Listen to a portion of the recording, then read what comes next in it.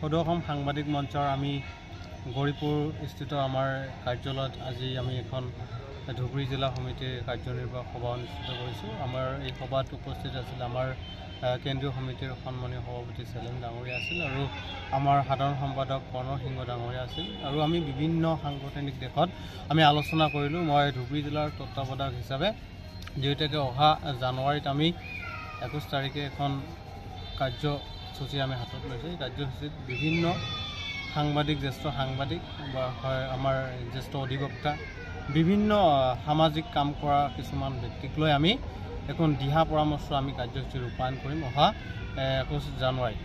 এই জানুৱাৰীৰ দিনা আমি এই সন্দৰ্ভত আজি ধুবুৰী সদৌ অসম সাংবাদিক মঞ্চৰ ধুবুৰী জিলা সমিতিয়ে ইতিমধ্যে কাৰ্যসূচী আমি কাৰ্যনিৰ্বাহক সভা অনুষ্ঠিত কৰিছোঁ গৌৰীপুৰত।